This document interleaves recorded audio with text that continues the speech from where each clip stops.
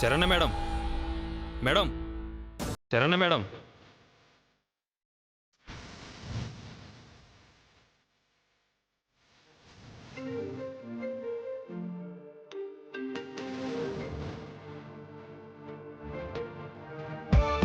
ఏంటి ఇక్కడ update? Madam, ఆ అమ్మాయి ఎంత పిలిచినా పలకట్లేదు. దానికి కొంచెం ఈగో ఎక్కువ. మీరేం ఫీల్ అవ్వకండి.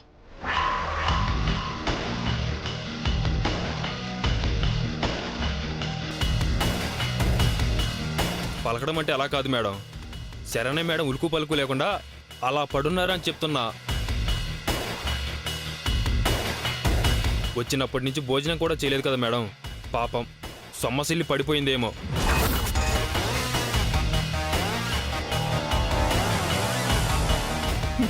దానికి ఏం అవ్వదులే కానీ మీరేమీ దాని పట్ల జాలి గట్రా చూపించకండి. ఏదోలా లేపి దానికి కాస్త జ్యూసులు తాగించండి, సరిపోతుంది. సరే మేడం. ఆగు, ఇంకొక ముఖ్య విషయం. ఆ శరణ్య కనిపించట్లేదని అనుమానంతో దాని మొగుణ్ణి పోలీసులు తీసుకెళ్లిపోయారు. అవునా మేడం? శరణ్య వాళ్ళ భర్తని పోలీసులు తీసుకెళ్లారా? సో ఇప్పుడది ఎట్టి పరిస్థితుల్లోనూ బయటికి రాకూడదు. జ్యూసులు తాగించి ఏదో ఒకటి చేసి యాక్టివ్ చేయండి, సరేనా? Okay madam. జ్యూసులు తాగనని మొండికేస్తే బలవంతంగానైనా తనతో జ్యూసులు తాగిస్తాం.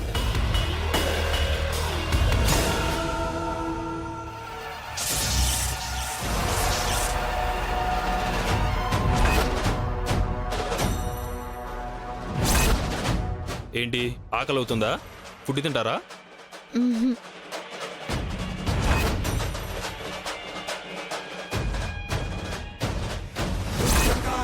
భద్రకాళి, సంగ్రామకాళి, ఉగ్రకాళి, మంత్రకాళి, సంహారకాళి, వీరకాళి, శూరకాళి, హుంకారకాళి, మాయకాళి, మహంకాళి, భల్లకాకరకాళి,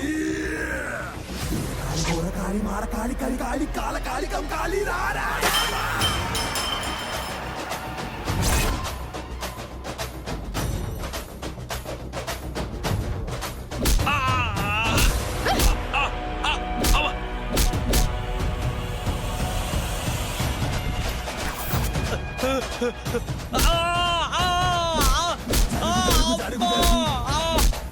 అమ్మ కొరకు దారి తొలగు, భువనమదర గగనమదర జగతి జనుల గుండెలదర అసురగణము చూపుదర ఉన్న ఉసురు గాలి గగన వైరి వదకు దుముకుతోంది అమ్మ చేతి కట్టి వేటు.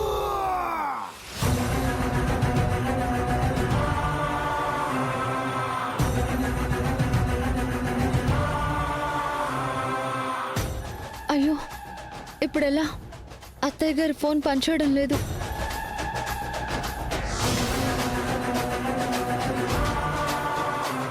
ఎలాగైనా నేను తప్పించుకోవాలి. నేను వెంటనే నా భర్తను నేను కాపాడుకుంటా.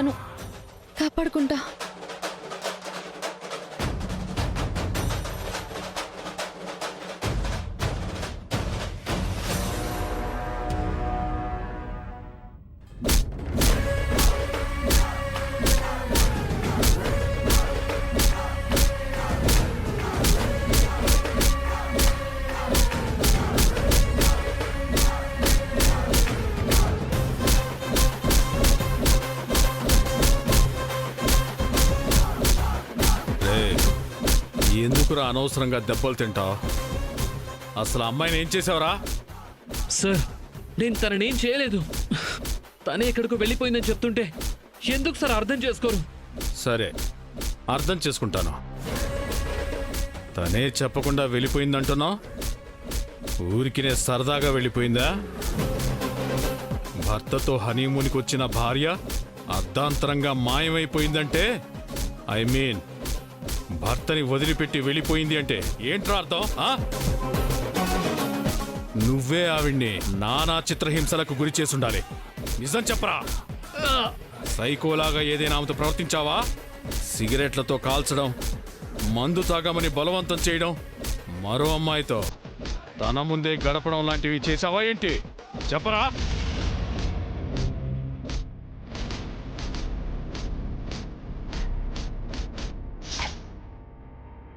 రూమ్ ని పూలతో డెకరేట్ చేయమని చెప్పాను కదా.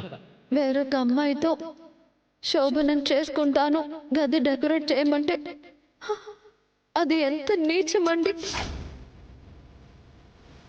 నేను మగాణ్ణే కాదు అని లెటర్ రాసి సర్టిఫై చేసావు కదా. రేపొద్దున్నే సమీర చెప్తుందిలే మ్యాచ్ రిజల్ట్ ఏంటో. అసలు ఇంత దారుణంగా అలా ఎలా మాట్లాడుతున్నారండి?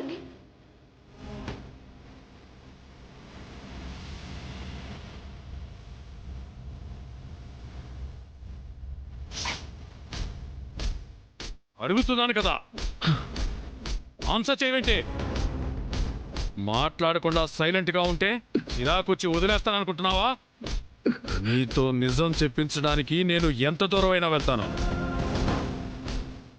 కానిస్టేబుల్స్,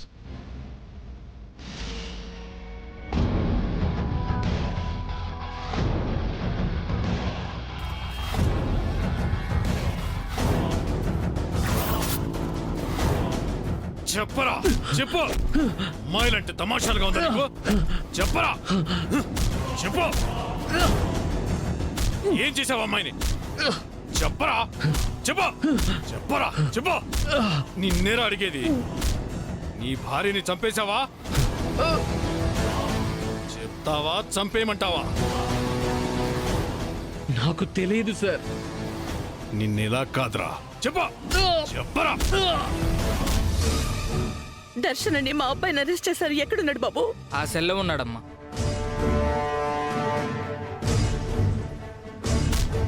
చెప్పు.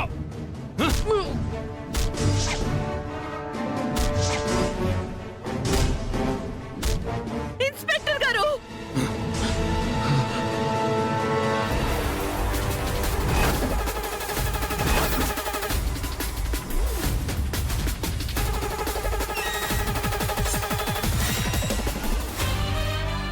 మీరు చేస్తుంది కరెక్ట్ కాదు. ఓ, మీవాడు చేసింది కరెక్టు, మేం విచారణ చేయడం మాత్రం తప్పు అంటారు, అంతేనా? చూడండి మేడం, నేనేదో నా పర్సనల్ గ్రెడ్స్తోనో లైఫ్లో ఫ్రస్ట్రేషన్తోనో కావాలని మీ కొడుకుని కొట్టడం లేదు. ఇది ఒక ఆడపిల్ల జీవితానికి సంబంధించిన సమస్య. ఆ ఆడపిల్ల మా ఇంటి కోడలు ఇన్స్పెక్టర్ గారు. తన గురించే మాకు బాధ్యత లేదనుకుంటున్నారా? కన్న కూతురుతో సమానంగా చూసుకుంటున్నాను తనని. అక్కడ శరణ్య కనిపించకుండా పోయేసరికి ఇక్కడ మా గుండెలు కదిలిపోతున్నాయి. అయినా భర్తతో కలిసి వెళ్లిన అమ్మాయి కనిపించకుండా పోయింది అంటే అందుకు కారణం ఏమై ఉంటుందోనని అన్ని కోణాల్లో మీరు ఎంక్వైరీ చేయాలి గాని హంతకుడని నా కొడుకు మీద నిందని ఎలా మోపుతారండి? అక్కడ వేరే ఇతర కారణాలేమైనా ఉండొచ్చేమోనని ఆ దిశగా మీరెందుకు విచారణ చేయట్లేదు? చూడండి మేడం, మా డ్యూటీ మేము ఎలా చేయాలో మీరు మాకు చెప్పాల్సిన అవసరం లేదు. మాకు వచ్చిన కంప్లైంట్ ప్రకారం ఆ అమ్మాయికి ప్రమాదం వీడితోనే ఉందని మాకు అర్థమైంది.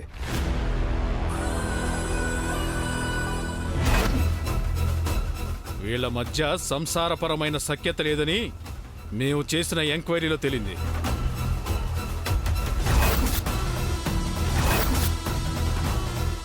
ఈ విషయంలో మేము ఏ దిశగా ఆలోచించినా విలన్ మీ సుపుత్రుడే అని మాకు అర్థమైంది. ఇన్స్పెక్టర్ గారు, మీరు ఏం చేస్తున్నారో ఎవరు ఏం మీతో చెప్పారో నాకు తెలీదు, కానీ నా కొడుకు గురించి నా పెంపకం గురించి నాకు తెలుసు. మా దర్శన్ శరణ్యల మధ్య మీరనుకున్నంత ప్రాబ్లం ఏం లేదండి. ఇద్దరు కలిసి ఎంతో సంతోషంగా హనీమూన్కి వెళ్లారు. కానీ అక్కడ ఏదో జరుగుంటుంది. అదేంటో నేను తేల్చుకుంటాను. నా కోడలికి ఏమీ అయి ఉండదు. దయచేసి మీరు తొందరపడి నా కొడుకు మీద ఏ యాక్షన్ తీసుకోవద్దు ప్లీజ్. నేను నా లాయర్తో మాట్లాడతాను. కాస్త టైం ఇవ్వండి.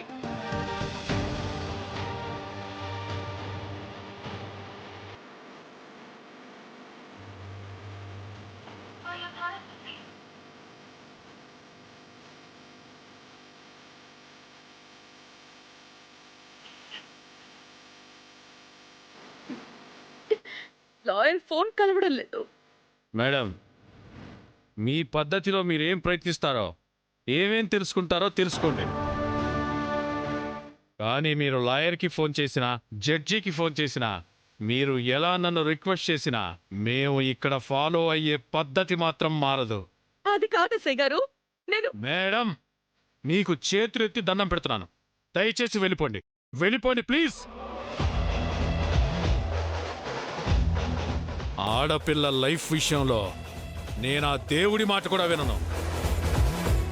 మీ అబ్బాయిని మీ కళ్ళ ముందే కొట్టి ఒక స్త్రీమూర్తిని నేను బాధ పెట్టలేను. మేడం ప్లీజ్ దయచేసి వెళ్ళిపోండి. 101 ఒకటి చెప్పు.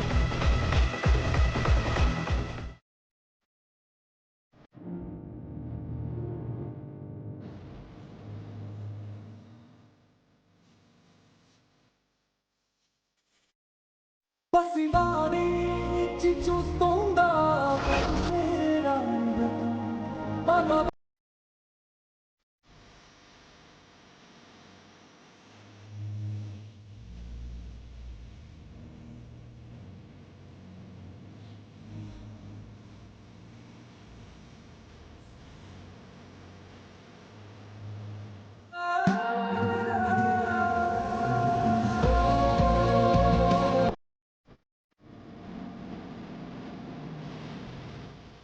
దర్శన్, అసలేమైంది నాన్న?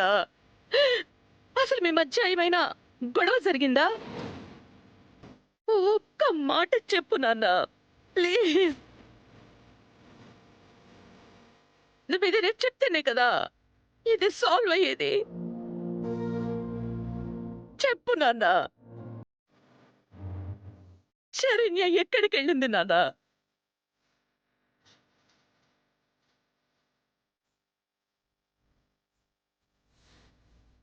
నిన్ను ఈ పరిస్థితుల్లో నేను చూడలేకపోతున్నాను. ఒకవైపు కోడలు కనబడకుండా ఉందనే బాధ, నిన్నిలా చూస్తూ మరొక బాధ. తట్టుకోలేకపోతున్నాను నాన్న, తట్టుకోలేకపోతున్నాను.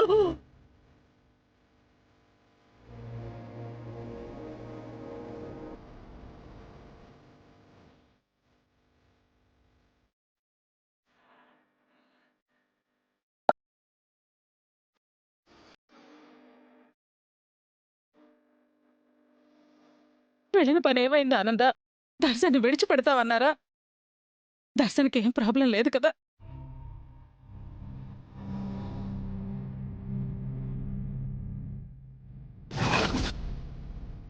ఆనందా, ఏమైంది? ఏం మాట్లాడట్లేదు? ఏం జరిగింది? స్టేషన్కి వెళ్ళావు కదా ఆనందా? ఏమా, మన దర్శన్ని పోలీసులు వదిలిపెట్టలేదా?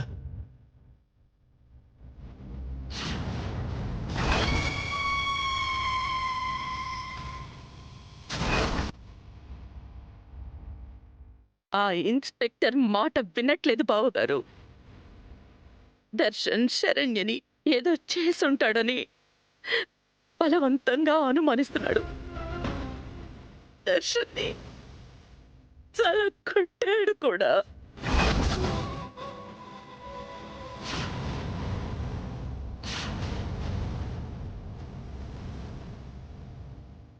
వావ్!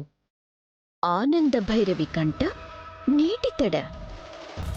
అహం రెచ్చగొడితే మీ రక్త కన్నీటితో ఈ కుటుంబమే తడిసిపోతుందని ఇప్పటికైనా అర్థం చేసుకో ఆనంద భైరవి. లాయర్ గారికి కూడా కాల్ చేస్తుంటే కలవడం లేదు. మేబీ ఆయన ఊళ్ళో లేడనుకుంటా. మరిప్పుడు దర్శన్ ఎలా బయటకు తీసుకురావడం ఆనందా? అదే ఆలోచిస్తున్నానక్క. దర్శన్ ఎంతకీ నోరు మెదపట్లేదు. కనీసం ఒక రెస్పాన్సిబుల్ భర్తగా అయినా ఆ ఇన్స్పెక్టర్తో మాట్లాడట్లేదు. అందుకే ఇప్పుడు దర్శన్ మీద ఆ ఇన్స్పెక్టర్కి అంత అనుమానంగా ఉంది. ఏంటో ఆనంద, ఈ ఇంటికి ఏ పేరు పట్టిందో తెలియటం లేదు కానీ కుటుంబంలో రోజు రోజుకు సంతోషం ప్రశాంతత ఏది లేకుండా పోతుంది.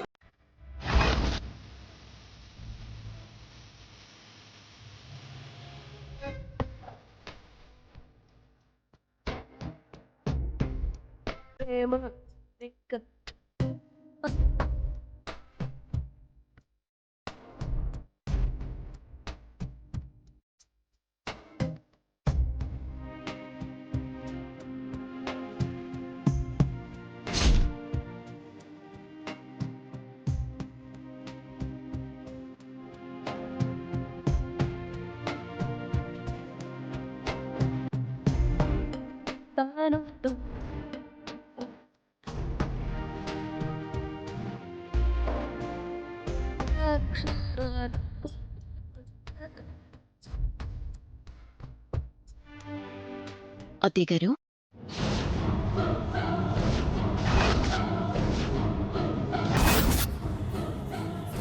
పెద్దత్తయ్య గారన్నారే ఇంటికి ఏదో పీడ పట్టిందని. ఆ పీడ ఈ పెద్ద కోడలే అని అనుకుంటున్నారు కదూ? అనుకోవడం ఏంటి? అదేగా వాస్తవం.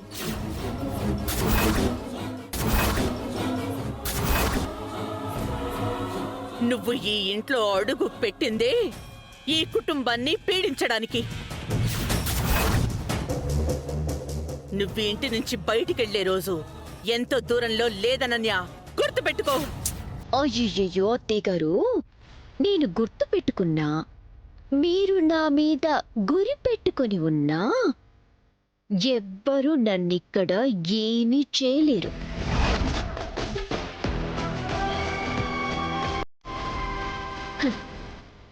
బికాజ్ ఐఎమ్ ఈ ఇంటికి పెద్ద కోడలు. ఓకే?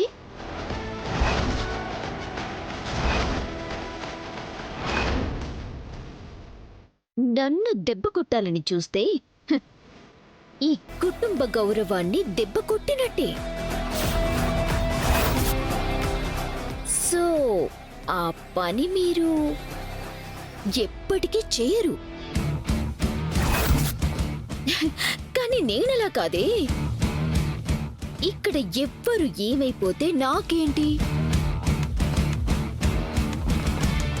ఈ కుటుంబ గౌరవం మట్టిలో కలిసిపోయినా నాకు లెక్కలేదు.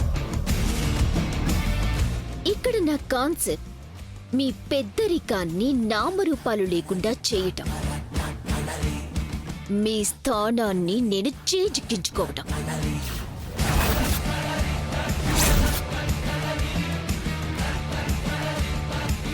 అది నీ వల్ల అవుతుందని పగటి కలలు కంటున్నావా? ఇవి పగటి కలలు కావత్తే గారు. నేను మీ మీద పగతో కన్న కలలు. నా కలలు సాకారం అయ్యేంత వరకు నేను వదిలిపెట్టను. ఆయన ఒక్క విషయం ఆలోచించండి అత్తయ్య గారు. కోడలు కనిపించట్లేదు, కొడుక జైలు పాలైపోయాడు. ఆయన మీరు ఇంతవరకు ఏమీ చేయలేకపోయారే. నేననటం కాదు, మీరే ఆలోచించుకోండి. కేవలం ఇలా నిస్సహాయంగా ఉండిపోయారే తప్ప మీరు ఏం చేశారు?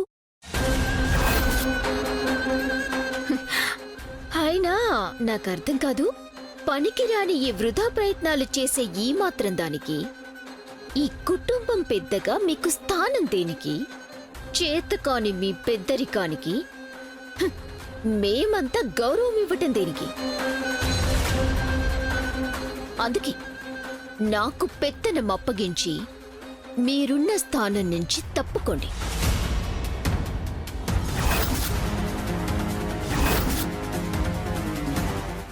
ఈ సమస్యని చిటికెలో సాల్వ్ చేసేస్తాను. ఈ ఫ్యామిలీ అట్మాస్ఫియర్ ని ఏఐ రేంజ్ లో వేరే లెవెల్లో ప్రెజెంట్ చేస్తాను. ఏమంటారు అత్తయ్య గారు?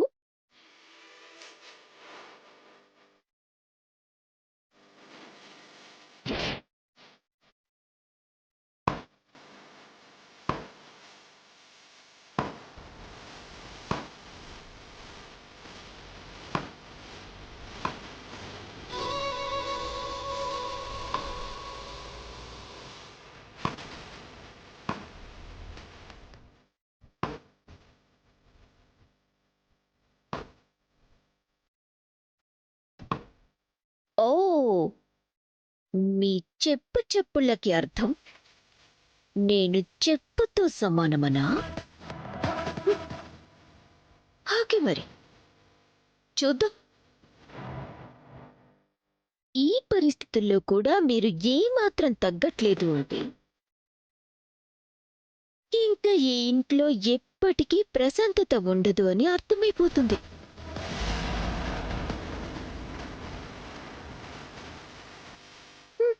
కానివ్వండి, అలాగే కానివ్వండి.